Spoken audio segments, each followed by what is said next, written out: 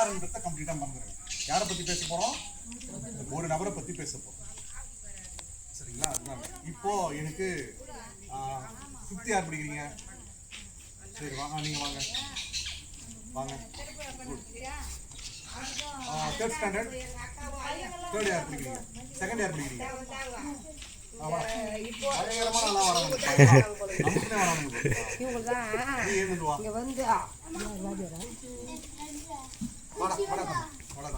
நீங்க எழுந்து வா.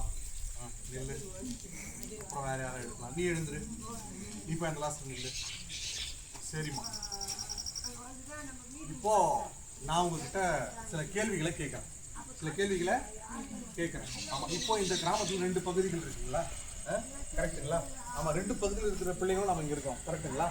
கரெக்ட். சரி, இப்போ நான் என்ன கேட்க விரும்புறேன்னா, இந்த குழந்தைகள் 4 பேர் இருக்கிறாங்க. சரிங்களா?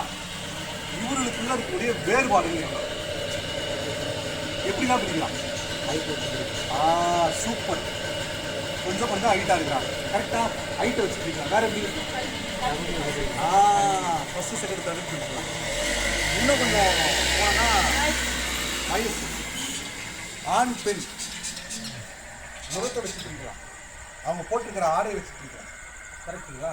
இந்த மாதிரியான நம்ம என்ன பண்ணலாம்? ஈஸியாக இவங்களை பிரித்து பார்க்கலாம். இந்த மாதிரியான வேறுபாடுகளும். சரி, இப்போ நான் என்ன கேட்குறேன்னா, வயசுன்னு சொன்னீங்க.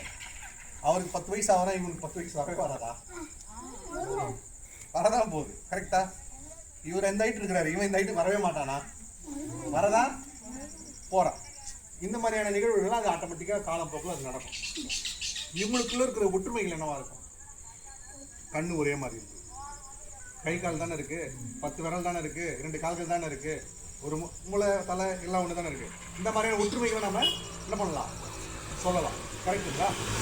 இப்போ இவங்களுக்குள்ள பிரிச்சு பார்த்தா என்ன தெரியும்? ரத்தமும் சதையும் தெரியும். கரெக்டுங்களா? ஆமா, அந்த ரத்தத்துடைய நிறம் என்னவா இருக்கும்? இவருக்கு என்ன கலர்ல இருக்கும்? உங்களுக்கு என்ன கலர்ல இருக்கும்? உங்களுக்கு என்ன கலர்ல இருக்கும்? அதுதான் இருக்கும். ஆமா, யாருக்காச்சும் 2 லீவ் இருக்கா? நுரையீரல் 4 இருக்குதா? கிட்னி 5 இருக்குதா? இல்ல. கரெக்டா? தெளிவாகிடுங்களா? Okay, right. அப்போ எந்த வேறுபாடும் கிடையாது. இப்போ உங்க அப்பா பேர் என்ன? மனோகர். உங்க அப்பா பேர் என்ன? அவரு சரவணனுக்கு பிறந்திருக்கிறாரு, இவர் மனோகருக்கு மாத்தி சொல்லிட்டேன்னா மங்கையா பிறந்திருக்கிறாங்க. இந்த பிறந்ததுனால இவங்களுக்குள்ள ஏதாவது உயர்வு தாழ்வு இருக்குமா? நீனா ஓடிடுறா. இப்போ இந்த புள்ள கலரா வெள்ளையா இருக்கா, இந்த புள்ள கொஞ்சம் கருப்பா இருக்கா. சரியா? ஆமா, இந்த கருப்பா இருக்கிறதும் வெள்ளையா இருக்கிறதும் இவங்க கையில இருக்கா? நட்டையா இருக்கிறதும் குட்டையா இருக்கிறதும் இவங்க கையில இருக்கா? நீ ஏன் உங்க அப்பா பேரடா? இவன் மனோகருக்கு தான் பிறக்கணும் இவங்க முடிவு பண்ணி பிறந்தானா? நீ யாரா? உங்க அப்பா பேர திரு சரவணன் அவர்களுடைய மகனா பிறக்கணும்னு சொல்லிட்டு அவன் முடிவு பண்ணி பிறந்தானா? இல்ல. கரெக்டுங்களா? இதெல்லாம் நம்ம கையிலேயே இல்லை. சரி, நீங்க போய் உட்காருங்க. ஆமா, இதுல தெளிவாயிட்டீங்களா? ஒரு நபர்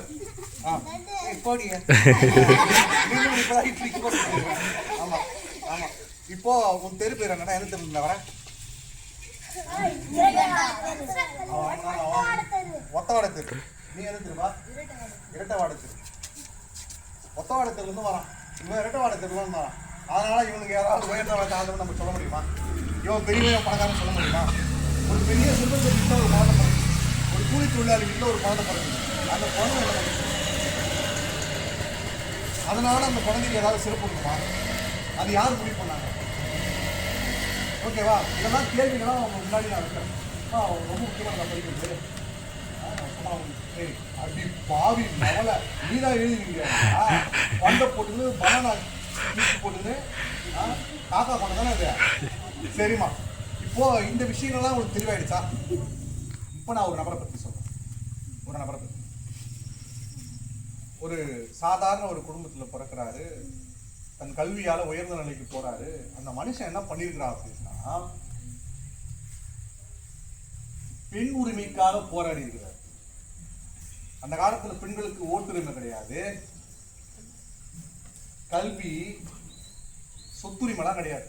பெண் சமபாலினம் ஆண் பெண்ணும் ஈக்குவலே கிடையாதுன்ற ஒரு நிலை இருந்துச்சு. இதெல்லாம் சட்டமா வடிக்கணும்னு சொல்லிட்டு மசோதா தாக்கல் செஞ்சு போராடிய ஒரு நபர்.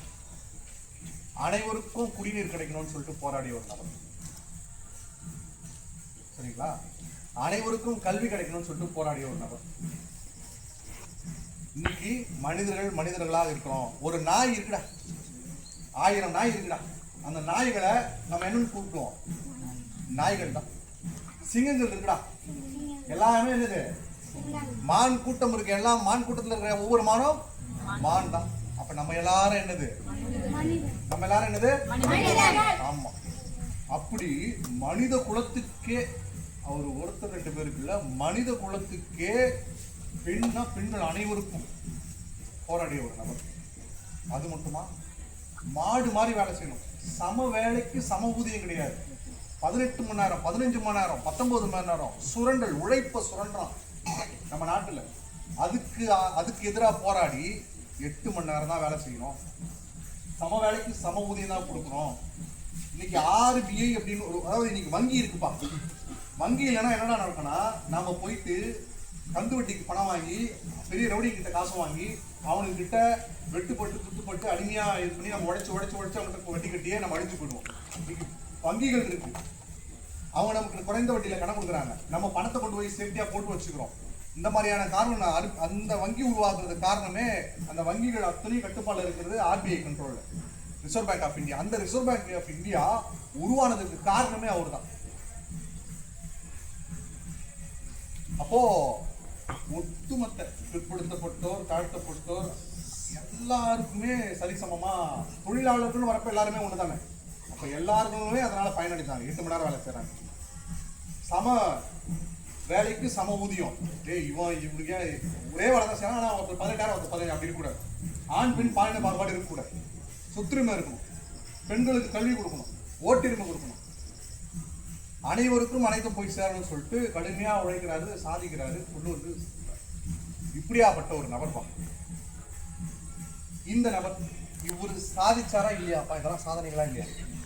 இப்போ நம்ம தமிழ்நாட்டுல தந்தை பெரியாரை பத்தி அறிஞர்னா பெரியாரை பத்தி தான் முக்கியமா நிறைய பேசுவோம்.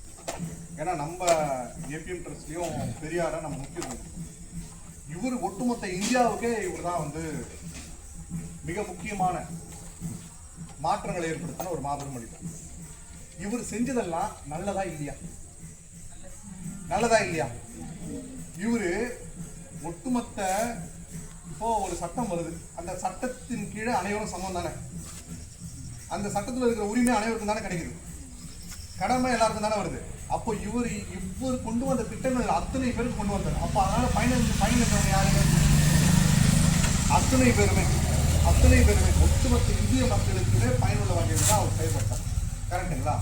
ஆனா இப்படிப்பட்ட ஒரு நபரு அவர் என்னடா படிச்சிருக்கிறார் அப்படின்னா, BA, bachelor of arts, master of arts, bachelor of science, doctor of science, doctor of philosophy, doctor of literature, doctor of law, barrister in லா.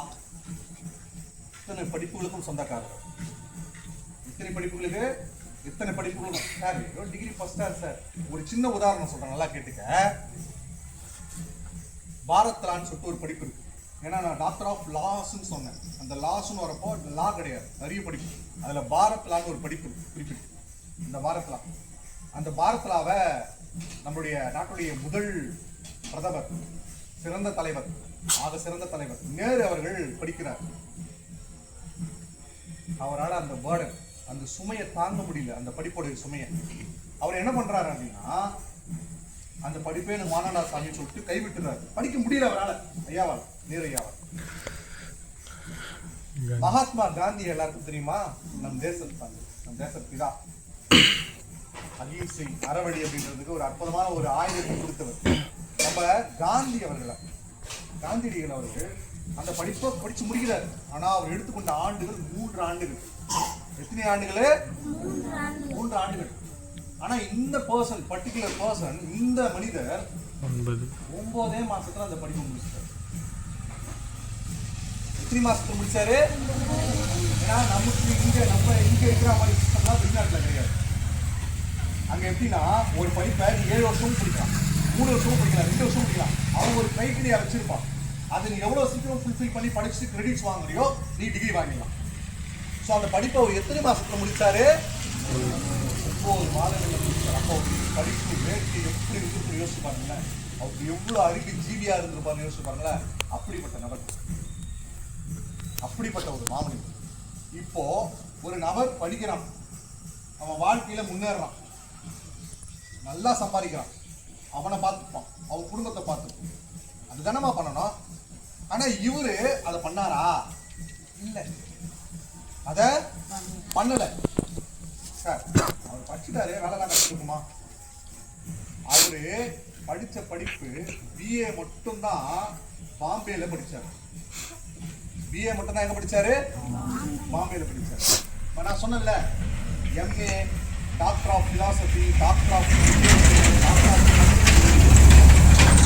எல்லாமே என்னன்னா அமெரிக்கால, லண்டன்ல, கொலம்பியால, ஒஸ்மேனியால எல்லாமே வெளிநாடுகளில் தான் படிச்சார். அவர் முதல் படிப்பு முடிச்சு பிஏ முடிச்ச உடனே அவருக்கு பரோடால மன்னரவையில் அரசு வேலை, அந்த வேலையும் துறந்துடுறார். ஒரு குறிப்பிட்ட காலத்துக்கு வேலை தானா. பம்பாய் உயர் நீதிமன்றத்துல நீதிபதியா அவருக்கு பணி கொடுக்குறாங்க. வேலை நீதிபதி, உயர் நீதிமன்றத்துல நீதிபதி வேலை. செல்வ செழிப்போட பேரும் புகழோட வாழ்ந்திருக்கலாம். அந்த வேலையை துச்சமென கருதி வேணானிட்டா இருப்பான் அந்த மனிதர். நான் மக்களுக்காக நான் செய்ய வேண்டிய கடமைகள் ஏராளமா இருக்கு, நாட்டு மக்கள் அனைவருக்கும் செய்ய வேண்டிய கடமை ஏராளமா இருக்கு. அது மட்டுமா, ஹைதராபாத் உச்ச நீதிமன்றத்துல தலைமை நீதிபதியா வேலை கொடுக்குறாங்க. அதையும் மாணாரிட்டாருமா. இப்படியாப்பட்ட சிரிச்சு பாருங்க. இப்படியாப்பட்ட மனிதரை பற்றி நீங்கெல்லாம் 11th 12th பிள்ளைங்க கூட இருக்கிறீங்க. உங்களுக்கு இந்த தகவல்கள்லாம் யாரும் சொல்லவும் மாட்டாங்க, நீங்க தெரிஞ்சுக்க மாட்டீங்க. ஏன்னா உங்களுக்கு நாலேஜுக்கு கொண்டு வர மாட்டாங்க. வரலாற்றுல எளிமையா அவரை மறைக்கணும்னு நினைக்கிறாங்க. அவரே சொல்லியிருக்கிறாரு, அவரே அழகா சொல்லியிருப்பாரு. ஆமா, யாரெல்லாம் வரலாற்றுல நீ மறைக்கணும்னு நினைக்கிறியோ அவனாலே வரலாறு எழுதப்படும்டா அப்படின்னு இருப்பார். அழகா சொல்லியிருப்பான். அப்படியாப்பட்ட ஒரு மாமனிதர். இந்த மாமனிதர் செஞ்சது எல்லாமே யாருக்காகமா? ஒட்டுமொத்த இந்திய மக்களுக்காக. உங்களுக்கு இந்த இடத்துல ஏதாவது டவுட் வருதுன்னா நீங்க என்கிட்ட கேட்கலாம் தாராளமா, சரியா? இப்படியாப்பட்ட ஒரு மாமனிதருக்கு பள்ளி பருவம், இளமை பருவம், அவருடைய தொழில் வாழ்க்கை எப்படி இருந்துச்சுன்னு பார்ப்போமா? எப்படி இருந்துச்சுன்னு பார்ப்போமா? ஆமா, ஒரு சாதாரண ஒரு குழந்தை பள்ளியில சேர்க்கின்ற பொழுது எப்படி போவான்? அழகா அழுவான், ஜாலியா கொஞ்ச நாள் சரியாயிடும். அழகா ஆடைகள்லாம் உடுத்திக்கிட்டு புத்தகங்கள்லாம் எடுத்துக்கிட்டு பேக மாட்டிக்கிட்டு ஸ்கூல்ல போயிட்டு வகுப்பறையில சக மாணவரோட சந்தோஷமா உட்காந்து கொஞ்ச நேரம் படிப்பான், கொஞ்ச நேரம் பேச, இப்படிதானே வாழ்க்கை அமையும். ஆனா இந்த நபருக்கு பள்ளியில் நுழைகின்ற போதே கையில ஒரு சாக்கு பை, ஒரு கோணி பையோட அவர் வகுப்பறைக்குள்ள போவோம். நாமெல்லாம் கோணி ஓட்டுறதுக்கு பயன்படுத்துற பை இருக்கு பாத்தீங்களா, அந்த கோணி பைய கையில் எடுத்துக்கணும். எதற்காக அப்படின்னா, சக மாணவர்கள் படிக்கின்ற கூட படிக்கிற மாணவர்கள் கூட அமருகின்ற பொழுது அவர் எட்ட உட்காரணும், கீழே அந்த சாக்கு பைய போட்டுக்கிட்டு தான் உட்காரணும். ஒட்டுமொத்த இந்திய மக்களுக்கே நன்மை செய்யணும்னு நினைச்சவரு, செஞ்சவரு அவருடைய பள்ளி பருவத்துல. ஏன்பா என்ன மட்டும் இந்த மாதிரி அமர வைக்கிறாங்க? அது குழந்தை, அதுக்கு என்ன தெரியும்? அதெல்லாம் அப்படிதான்டா, தெரியல. அத்தனை பேரும் அங்க வச்சிருக்கிற தண்ணியை குடிப்பாங்க. ஆனா அந்த பிள்ளைக்கு தண்ணி மறுக்கப்படுது. அவன் தண்ணி அந்த இடத்துல இருந்து குடிக்க கூடாது. ஒரு உயர்ந்தவர்களாக கருதப்படுகிற நபர் ஒருத்தர் வருவார், ஒரு ஆசிரியர் வருவாரு, அவரு அள்ளி வருவாரு, கையில குடிக்கணும், சிந்தாம குடிக்கணும். சிந்தனா அவர் ஆடையில அதை புடைக்கணும். அப்படியாப்பட்ட ஒரு காலம். அது மட்டுமா, நல்லா கேட்டுக்க, அந்த நபரு barrister in law, London court, அதாவது இங்கிலாந்துடைய ராயல் கோர்ட்ல லாயரா, வழக்கறிஞரா பணி செய்யறதுக்கான தேர்வு எழுதி பாஸ் பண்ண இந்தியாவில் ஒரே நபர் அந்த மனுஷன் மட்டும் தான். England Royal court. அந்த கோர்ட்ல மெம்பரா இருக்கக்கூடிய அந்த வழக்கறிஞரா வந்து தொழில் பண்ணலாம்னு சொல்லிட்டு லைசன்ஸ் வச்சிருக்கிற அந்த தேர்வை கிளியர் பண்ண ஒரே ஒரு நபர் இவர் மட்டும்தான். யோசிச்சு பாருங்க, இவ்வளோ வன்மங்கள் அது என்னன்னே தெரியாம கடந்து வரார். இந்த 1907 இருந்து இந்த 11ல மெட்ரிகுலேஷன் தேர்வுல பாஸ் பண்ண ஒரே நபரும் அவர் தான். கல்வி மறுக்கப்பட்ட நிலையில இருந்தாலும் அவர் விடலை. கொஞ்சம் கொஞ்சமா அந்த குழந்தைக்கு அந்த மாணவருக்கு நிறைய விஷயங்கள் புரிய ஆரம்பிச்சு. சரிடா படிச்சோம்னா இதெல்லாம் மாத்திடலாம்டா அப்படின்னு நினைக்கிறார். ஆனா படிச்சுட்டு அரசு வேலைக்கு வந்த ஒரு பரோடா மன்னரவையில அரசு அலுவலரா பணிபுரிந்து சேர்ந்தார் பார்த்தீங்களா? அப்ப கூட அவருக்கு கீழே கடை மட்டும் ஊழியரா இருக்கக்கூடிய நபர் தண்ணி கொண்டு வந்து கொடுனா கூட கொடுக்க மாட்டார். ஒன்னா அமர்ந்து சாப்பிட மாட்டாங்க. அந்த அவரு தான் அந்த மன்னர் படிக்க வச்சார் ஸ்காலர்ஷிப்ல. அதனால அங்க வேலை செய்யணுன்ற ஒரு நிர்பந்தம். கொஞ்ச நாள் பணிபுரிகிறார், பணத்தை சேர்த்து வச்சுக்கிறார், மறுபடியும் படிக்க போயிட்டார். அதுக்கப்புறமா தான் இதெல்லாம் பண்ணது. அதுக்கப்புறமா தான் இதெல்லாம் அவரு செஞ்சது. தண்ணி எங்க போனாலும் அவருக்கு தண்ணி மறுக்க முடியும். பம்பாய் நீதிமன்றத்துல வழக்கறிஞரா முதல் முறையா போய் பணி செய்யறான்னு போறப்ப கூட சக வழக்கறிஞர்கள் அவர் கூட அமர்ந்து உணவு அருந்தது கிடையாது, தண்ணீர் கொடுக்க மாட்டாங்க. இத்தனை போராட்டங்களையும் ஒரு மனுஷன் தாங்கிட்டு மக்கள் மீது வெறுப்ப காட்டாம, அவர்களுக்கு எதிராக செயல்பட்டவர்கள் மீது வெறுப்ப காட்டாம ஒட்டுமொத்த மனிதர்களுக்காகவும் நல்லது செஞ்ச மனுஷன். அவருடைய பள்ளி பருவத்துல இதெல்லாம் வந்து செஞ்சதெல்லாம் ஆனா நான் என் பார்வையில எப்படி பாக்குறேன்னா, அறியாமையில மூட நம்பிக்கையில சக மனிதர்களுக்கு சக மனிதர்கள் எடுத்த அநீதி, அறியாமை. யாரோ சிலருடைய ஆதாயத்துக்காக உருவாக்கப்பட்ட சில வழிமுறைகளை பின்பற்றி அவருக்கு அவர் போன்ற பல்வேறு நபர்களுக்கு இழைக்கப்பட்ட ஒரு அநீதி. சிந்திச்சு பாருங்களேன், அந்த காலம் எவ்வளவு கொடுமையானதா இருந்திருக்கும், எவ்வளவு கடுமையானதா இருந்திருக்கும். ஒரு மனுஷன் எப்படிடா அவன் நினைத்திருந்தானா ஆயுதம் ஏந்தி போராடி இருக்கலாம், அடிதடியில இறங்கி இருக்கலாம், இல்ல வேற ஏதாவது இயக்கங்கள் கூட சேர்ந்து பல்வேறு தீய செயல்களில் ஈடுபட்டு இருக்கலாம். அந்த மனுஷன் அதெல்லாம் பண்ணவே இல்லை. படிச்சான் படிச்சான் படிச்சான் படிச்சான் படிச்சான். வயிற்று பிழைப்புக்காக படிக்கிறவங்க தான் இன்னைக்கு இந்த நாட்டில் ஏராளமான நபர்கள். ஆனா பல பேருடைய வயிற்று பசியை போக்கணும்,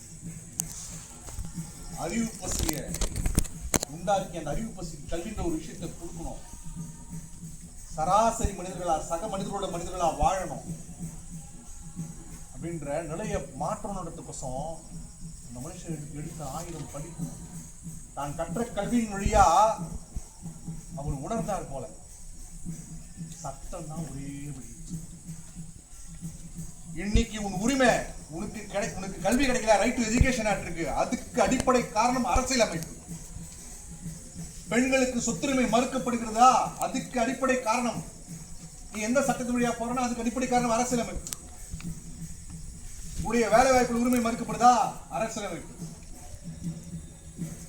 நீ சுதந்திரமா நடமாட முடியலையா, அரசியலமைப்பு. உனக்கு என்னெல்லாம் கடமைகள் இருக்குதோ அதெல்லாம் சொல்லப்பட்டிருக்கிறது, உனக்கு என்னெல்லாம் உரிமைகள் இருக்குதோ அதெல்லாம் சொல்லப்பட்டிருக்கிறது. Right to travel, right to education, right to speech. அத்தனைக்கும் காரணம் அந்த அடிப்படை கான்ஸ்டிடியூஷன், தாய் சட்டம் தான். இன்னைக்கு அந்த சட்டம் தாய் சட்டம் ஒண்ணு இல்லைன்னா அடிமை தான், அத்தனை பேர் அடிமை தான். காமெடி என்னன்னா, நல்லா கேட்டுக்கீங்களேன், ரொம்ப வருஷத்துக்கு முன்னாடி எல்லாம் கிடையாது, ஒரு 25-50 ஆண்டுகளுக்கு முன்னாடியே சொல்றாங்க, கேட்டுக்கீங்களேன். ஒரு ஐயர் இருப்பார், ஒரு பிராமின் இருப்பார். அந்த பிராமின் செட்டியாரோ அந்த மாதிரி ஒரு வகுப்பை சார்ந்தவங்க இருப்பாங்க, கேள்விப்பட்டிருக்கீங்களா? ஆமா, அவங்க இருக்கிறாங்கன்னு வச்சுக்கோங்களேன். அந்த பிராமின் எப்படி ஒரு செட்டியாரை நடத்துவார் அப்படின்னா, கீழே தகாத மனிதர் போல நடத்துவார். அவர் வீட்டு பேக்கரில் போய் தான் இவர் கஞ்சிக்கு கை.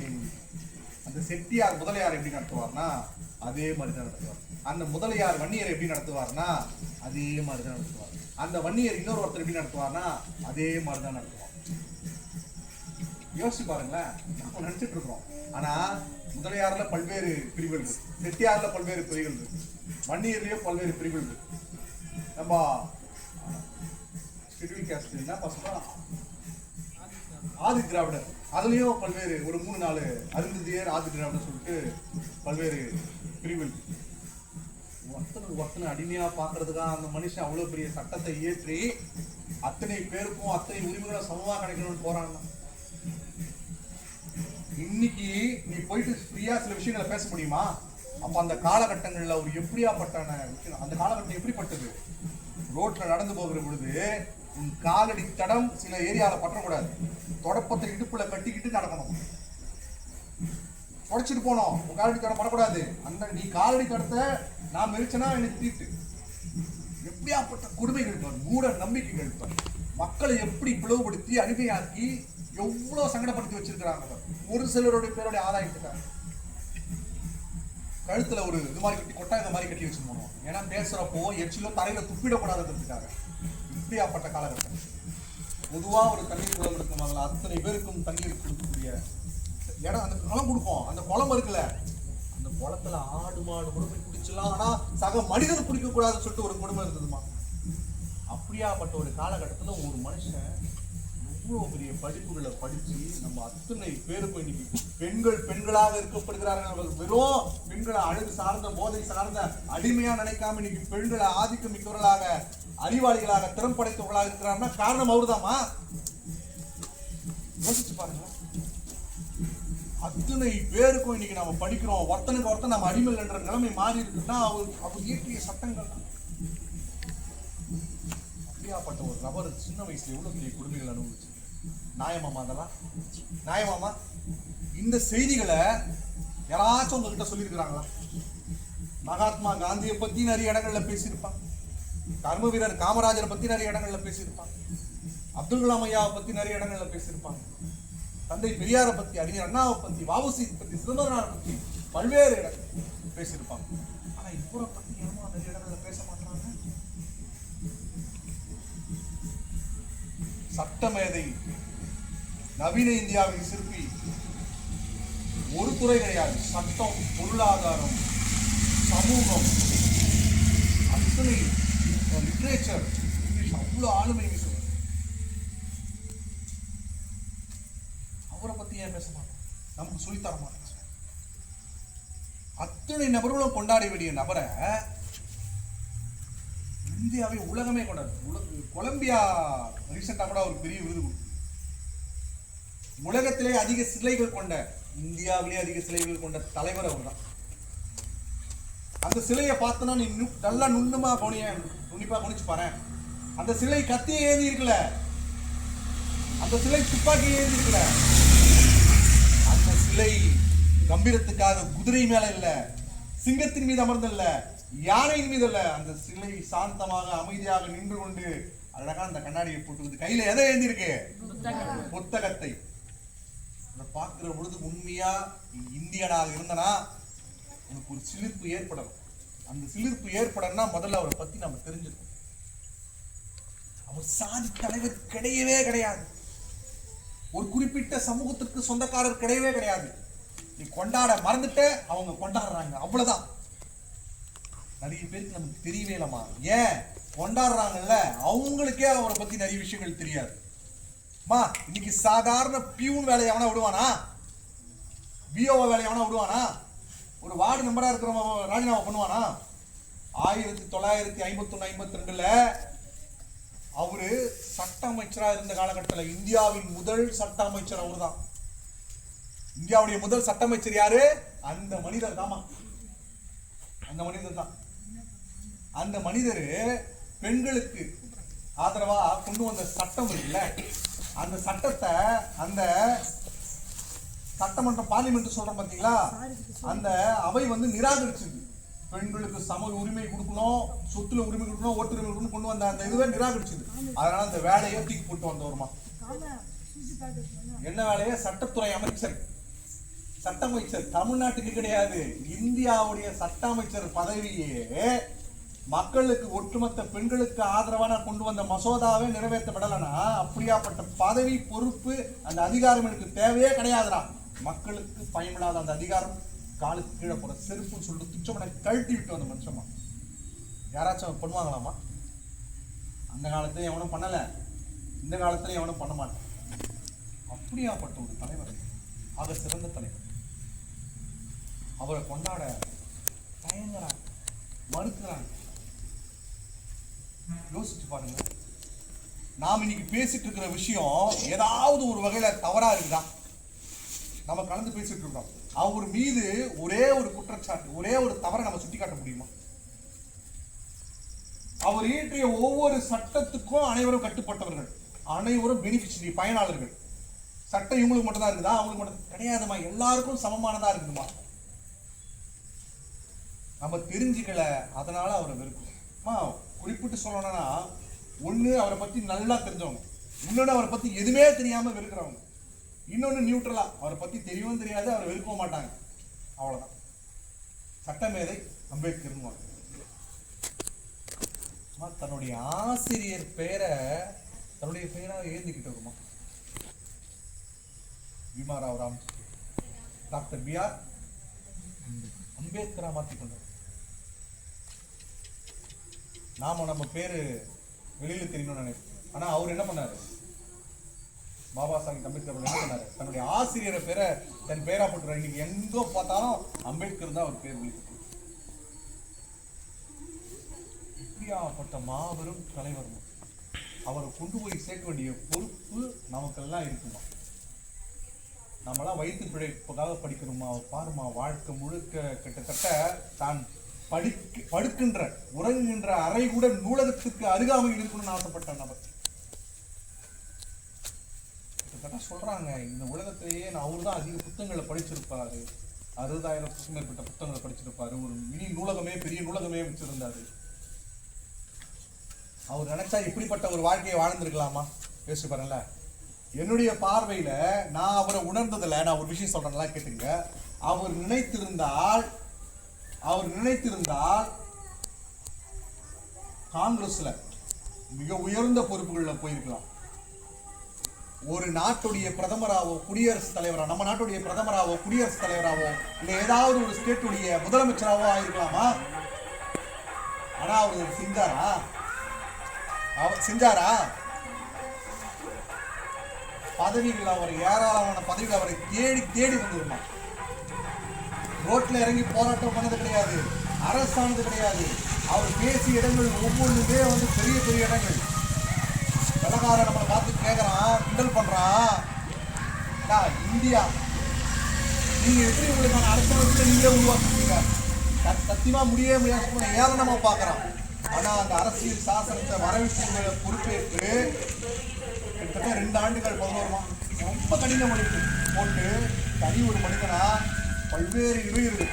யோசிச்சு பாருங்களேன். அந்த மாதிரி ஒரு கண்டிஷன்ல, ஒரு நாட்டுல ஒரு சூழல் நிலவரப்ப அந்த மனிதருக்கு எப்படியாப்பட்ட நெருக்கடிகள் இருந்திருக்கும் பாருங்க.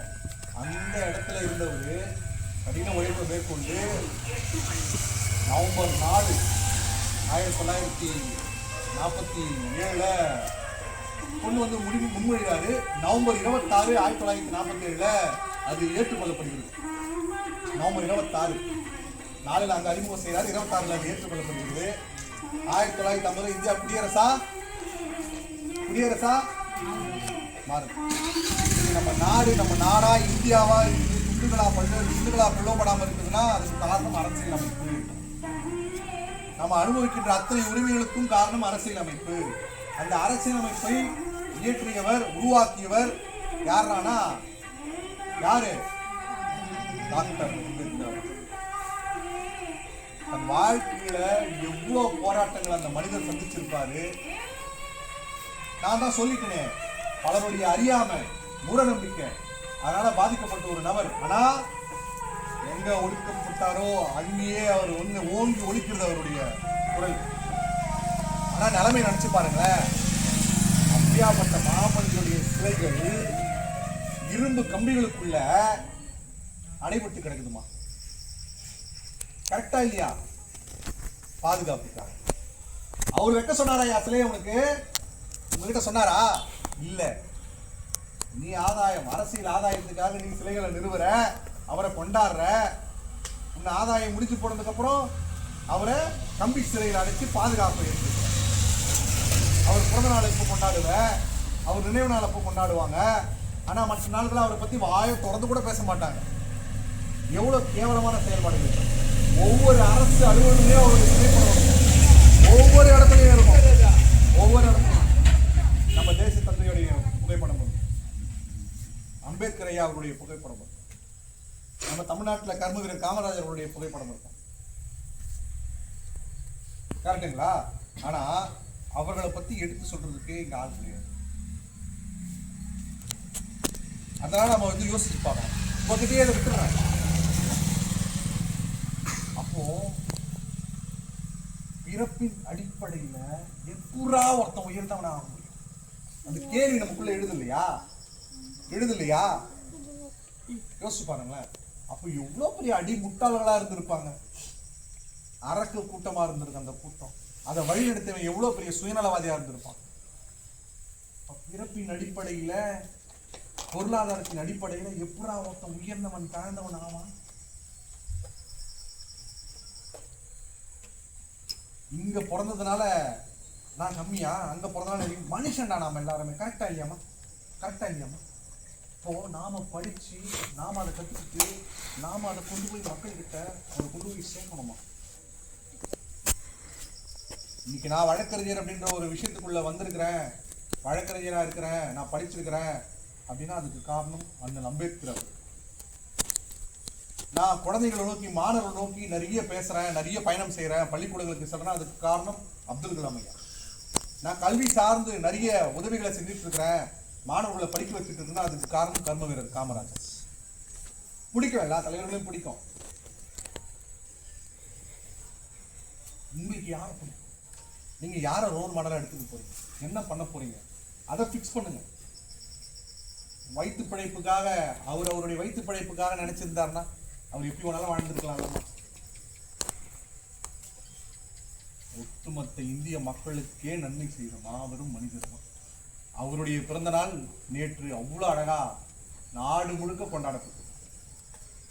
இந்த இடத்துல தெளிவாயிட்டு இருப்பீங்கன்னு நினைக்கிறேன். ஆரம்பத்திலேயே நம்ம சில டிஸ்கஷன் பண்ணோம். என்ன வேற்றுமை, என்ன ஒற்றுமைன்னு பார்க்கணும். கடைசியா நம்ம எல்லாரும் என்னவானோம்? கடைசியா நம்மளாம் யாரு? மனிதர்கள். நம்மளாம் யாரு? மனிதர்கள். அந்த மனிதர்கள் தான் நம்ம எல்லாரும். எந்த நாயோ, சிங்கமோ, புலியோ, சக மிருகங்களை வேற மாதிரி பாக்குறது இல்லை. பலசாலி, சண்டை போட்டுக்கோ, இது பண்ணிக்கோ. ஆனா எல்லாத்துக்கும் சிங்கம், புலி அந்த மாதிரி தான் பேரு.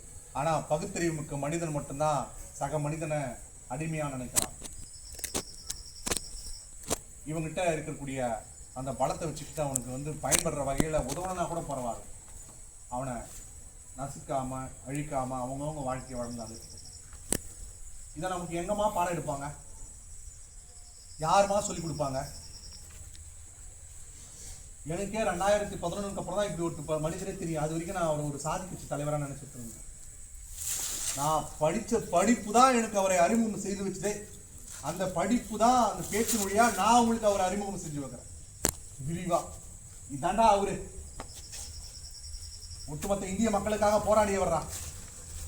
ஒரு பக்கம் நாடு அந்நியர்களிடம் சுதந்திரம் வாங்கிறதுக்காக போராடிட்டு இருக்கிறாங்க. அதை விட முக்கியமான ஒரு விஷயத்த பண்ணணும்னு சொல்லிட்டு அப்போ முடிவு பண்ணி நம்ம பல்வேறு எதிர்ப்புகள், அத்தனை பேரும் ஆதரவா இருக்கக்கூடிய ஒரு விஷயத்தை செய்யறது ஈஸி, அத்தனை பேரும் எதிர்க்கிற ஒரு விஷயத்தை செய்யறது கஷ்டம். அந்த காலகட்டங்களில் அப்படியாப்பட்ட சாதனையை செஞ்சுறான்னு சொல்றதாமா ஒரு சட்டத்துறை சட்ட அமைச்சர பதவியை தூக்கி போடுறாரு, ஒரு உயர் நீதிமன்ற உச்ச நீதிமன்ற பதவிகளை தூக்கி போறாரு, அரசு வேலைகளை தூக்கி போடுறாரு. வாழ்க்கையில கடைசி வரைக்கும் வாழ்க்கையில எவ்வளவு பெரிய விஷயங்களை வந்து செஞ்சுட்டு அவர் சொன்ன வார்த்தைகள்ல முக்கியமானதுமா அறிவும் நன்னடத்தையும் சுயமரியாதையும் தான் ஒரு மனிதனுக்கு மிக முக்கியமானவை சொல்லிட்டு சொல்லியிருக்காரு. அறிவும் நன்னடத்தையும் சுயமரியாதை. கோயில்ல கொடுக்குற காணிக்கையை விட, நீ மற்ற சேவைகளை விட ஒரு ஏழைக்கு கல்வி கொடுக்குற பாரு, அதுதான் இந்த உலகத்திலேயே மிக உயர்ந்தது சொன்னவரும் அவர்தான். அப்படியாப்பட்ட மாமனிதர் அவரால தான் இன்னைக்கு நம்ம வந்து சட்டம் வகுத்து தந்த வழி அரசமைப்பால தான் இன்னைக்கு நாம வந்து இந்த இந்தியாவில் மனிதர்களாக வாழ்ந்துட்டு. இல்லைன்னா ஆரம்பத்தை சொன்ன பாரு, நீ அவனுக்கு அடிமை, அவன் இவனுக்கு அடிமை, இவனுக்கு முடியும் கேவலமாக தான் நடத்திருப்பான். அதெல்லாம் இன்னைக்கு இல்லாமல் இருக்குதுன்னா காரணம் அந்த அரசியலமைப்பு. அதுக்கு காரணம் டாக்டர் அம்பேத்கர் ஐயா அவர்கள் தான். ஆரம்பத்தில் நம்ம கம்பேரிசன் பண்ணோம், அதை கொஞ்சம் நல்லா இப்போ யோசிச்சு பாருங்களேன். அப்போ எந்த விதத்தில் அந்த மனிதரை பள்ளி பருவத்தில், குழந்தை பருவத்தில், கல்லூரி பருவத்தில் பண்ண கொடுமைகள் நியாயமாமா? அதெல்லாம் நியாயமா? ஆனால் அவர் எந்த இடத்துலையும் அதை பற்றி தனக்காக அவர் போராடவே இல்லை. ஒட்டுமொத்த மக்களுக்காக தான் என்ன பண்ணார் அவர்? ஒட்டுமொத்த மக்களுக்காக தான் போராடினார். ஆமாம், உனக்கு புரிஞ்சுதா? இப்போ புரிஞ்சுதா? ஆமாம். இதுக்கு முன்னாடி உங்களுக்கு என்ன தெரியும் தெரியாதுன்னு எனக்கு தெரியாது. ஆனால் இதுக்கப்புறம் அவரை பற்றி நீங்கள் இன்னும் நிறைய தெரிஞ்சுக்கணும். நான் உங்களுக்கு என்ன தேவையோ அதை மட்டும் தான் கொடுத்துருக்கேன். புரியுதுங்களா? உங்களுக்கு என்ன தேவையோ அது மாதிரியான தகவல் மட்டும் தான் கொடுத்துருக்கேன். அவரை பற்றி முழு தகவல் தேவை அப்படின்னா நீங்கள் அவரை பற்றி தெரிஞ்சுக்கணும். அவரை பற்றி யாரும் சொல்ல மாட்டாங்க. சிபிஎஸ்சியில் 9th பாடம் இருக்கான், அந்த பாடம் 8 பேஜ் 7 பேஜ் இருக்கான். அந்த பாடத்தை 2 நிமிஷத்தில் நடத்தி முடிச்சுருவாங்க. அந்த குழந்தை கேட்குதான் அவங்க அப்பா கிட்ட, டாடி அம்பேத்கரை பற்றி நிறைய சொன்னேன், பட் ஆனால் எங்கள் சார் ரொம்ப ஷார்ட்டாக முடிச்சிட்டாரு, 2 minutes அந்த லெசனே முடிச்சிட்டாரு அப்படின்னு. எப்படி இருக்கு பாருங்க. அந்த லெசன்ல ஒரு பார்ட் அவரை ஒரு பாடத்திட்டத்துக்குள்ள சுருக்கிட முடியுமா? மாபெரும் வரலாறு எப்படி பாருங்க. அரசியலமைப்புன்னு ஒண்ணு கடைசி வரைக்கும் சுமந்துக்கிட்டே தான் இருக்கணும் நாம. அது கண்டிப்பா எங்கேயும் போகவே போகாது. அதுதான் உன்னை வழி நடத்தும், உன்னை கட்டுப்படுத்தும், உனக்கு உரிமைகளை கட்டுக் கொடுக்கும், உன் கடமைகளை நிறைவேற்ற சொல்லி வழி நடத்தும். அவரே சொல்லிட்டாரு, நான் மறைந்தாலும் நான் இயற்றிய அரசியலமைப்பு கடைசி வரைக்கும் வாழ்ந்துகிட்டே இருப்பேன்டா அப்படின்னு பாருங்க. ஆனா ஏன் அவரை பத்தி பேச தயங்குறாங்க அப்படின்ற ஒரு கேள்வி இருக்குல்ல, அதை தான் நம்ம கேட்கலாம். சரிங்களா? கிளியரா ஓகேவா? புரியுது நம்மளா இருக்கும்?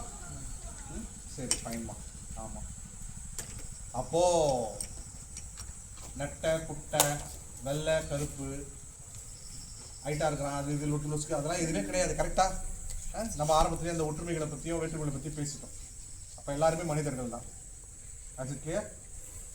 இது கிளியர்? ஃபைன். சரிம்மா. நேற்று அவருடைய பிறந்தநாள்மா. இதுக்கப்புறம் ஒவ்வொரு ஆண்டும் அவருடைய பிறந்தநாள் என்ன பண்ணணும்? நாம என்ன பண்ணணும்? ஆனால் அவரை பற்றி தெரிஞ்சுக்கிட்டு கொண்டாடணும். அவரை பற்றி முழுமையா தெரிஞ்சுக்கிட்டு கொண்டாடணும். அவரை பற்றி தயக்கமே இல்லாமல் நம்ம பேசணும். ஆனால் மற்றவர்கள் வெறுக்காத வகையில் அவனுக்கு புரிய வைக்க வேண்டிய கடமை பொறுப்பு நம்மளுக்கு இருக்குமா? ஏன்னா அவனும் மனுஷன் தான். அவன் வெறுக்கிறானா, அவனுக்கு காரணமே இல்லாமல் வெறுக்கிறானா, என்னடா காரணம்? அப்படிலாம் இல்லடா அப்படின்னு சொல்லி புரிய வைக்க வேண்டிய பொறுப்பு கடமையும் நமக்கு இருக்குமா? நம்மளாம் படித்த பகுத்தறிவு மிக்க மாணவர்கள், இளைஞர்கள் இல்லைங்களா, வருங்கால தலைவர்கள். சரிங்களா? அதனால வந்து நம்ம ஃபியூச்சர்ல இதை பத்தி நம்ம நிறைய விஷயங்கள் ஒவ்வொருத்தரும் ஒரு புது புது விஷயத்தை தெரிஞ்சுக்கோம். அவரை பத்தி பெண் உரிமைக்காக என்ன பண்ணியிருக்கிறாரு, தொழிலாளர்களுக்காக என்ன பண்ணியிருக்கிறாரு, புரியுதா, குடிநீர் திட்டத்துக்காக என்ன பண்ணியிருக்கிறாரு, சட்டம் சார்ந்த என்ன பண்ணியிருக்கிறாரு, சமுதாயம் சார்ந்த என்ன பண்ணியிருக்காரு, எத்தனை போராட்டங்களை முன்னெடுத்திருக்கிறாரு, என்ன படிப்பு படிச்சிருக்கிறார், எந்தெந்த கல்லூரிகள் அவர் படிப்பு படிச்சிருக்கிறார், அவருக்கு என்ன மாதிரியான வாய்ப்புகள் எல்லாம் கிடைச்சது, எதெல்லாம் அவாய்ட் பண்ணியிருக்கிறாரு, யாரெல்லாம் அவர் எதிர்த்து நின்று போராடி வெற்றி பெற்றார். உண்மையாவே இந்த மனுஷன் வந்து ஒரு குறிப்பிட்டவர்களுக்காக போராடல, ஒட்டுமொத்த இந்தியாவுக்கு தான் போராடினாரா இல்லையா? நீயே படிச்சது சிம்பிள். அரசியலமைப்பு எல்லாருக்கும் பொதுவானதா இல்லையா? முடிஞ்சு போச்சு. அப்ப அவர் எல்லாருக்காக தான் போராடிருக்கிறாரு. முடிஞ்சு போச்சு. அதுல இருக்கக்கூடிய ஒவ்வொரு ஷரத்துக்களும் அத்தனை மனிதர்களுக்கான உரிமைகளை பற்றி தானே பேசுது, கடமைகளை பற்றி தானே பேசுது, நிர்வாக ரீதியா பேசுதுலாமா? நீதிமன்றம் இருக்குது, அது எல்லாருக்கும் பயனுள்ளதா இருக்குது. பார்லிமெண்ட் பத்தி, தேர்தலை பத்தி, அதுல இருக்கக்கூடிய அத்தனை உரிமைகளும் அத்தனை விஷயங்களும் அத்தனை பேருக்கும் பொதுவானது இல்லவா? அப்ப அவர் பொதுவான நபர் தானே, அவர் பொதுவான நபர் தானே, அவ்வளவுதான். சரிங்களா? ஆமாம். அதனால் வந்து ஐயாவை வந்து கண்டிப்பாக பூர்த்தி வணங்குங்க. உன் வாழ்க்கையை நல்லா அமைச்சுக்கோ, உன் பெற்றோர்களை நல்லா செஞ்சுக்கோ. ஆனால் நிறைய பேருக்கு நிறைய நல்லது பண்ணணும். அப்போ தான் நீ பெரிய ஒரு உச்சத்துக்கு போடுவ, உயர்ந்த இடத்துக்கு போ. இதை மட்டும் இன்னைக்கு லைஃப்பில் மறக்கவே மறக்காது. சரிங்களா? அருமையான ஒரு இடம் இது. நான் நேற்றே வர வேண்டியது, வர முடியாமல் போச்சு, சூழ்நிலை சரியில்லை. அதனால் வந்து அருமையான இடம், நல்ல ஆசிரியர், நல்ல ஆசான்கள், இத்தனை பேரும் நமக்கு கிடைச்ச வரம். ஏன்னா அந்த அளவுக்கு உங்க மேலே, இந்த ஊர் மேலே பற்று கொண்ட மாமனிதர்கள், நான் பார்க்கின்ற ஈகை மன்னர்கள், மாமனிதர்கள் இவங்க தான். கலை வடிவத்தில், கல்வி வடிவத்தில், இயற்கையை போற்றதில் இருக்கட்டும், எல்லா இடத்துலையும் அவங்களுடைய குடும்பத்தை கூட நேரத்தை ஸ்பெண்ட் பண்ணுறதை விட்டுட்டு இந்த குடும்பமான செயல்பட்டு இருக்கிறாங்க. நான் வர்றதுக்கு காரணம் அவருடைய கல்வி சார்ந்து, மாணவ நலன் சார்ந்து, இயற்கை நலன் சார்ந்து இயங்கக்கூடிய நபர்கள் அப்படின்றதுனால தான் அவங்கக்கிட்ட நான் வந்துட்டுருக்கேன். அவங்க எனக்கு ஏதாவது பயன் பண்ண வகையில் இருப்பாங்க, என் தம்பிங்க, அதுக்காக மொத்தத்தில் எங்கள் உறவுகள் ஏற்படும், சேவை செய்கிறாங்க, நிறைய விஷயங்கள் பண்ணுறாங்க, அந்த இளைஞர்களை சந்திக்கணுன்ற ஒரு உந்துதல் தான் என்னோடக்குள்ள முதல் உறவு. அதுக்கப்புறமா தான்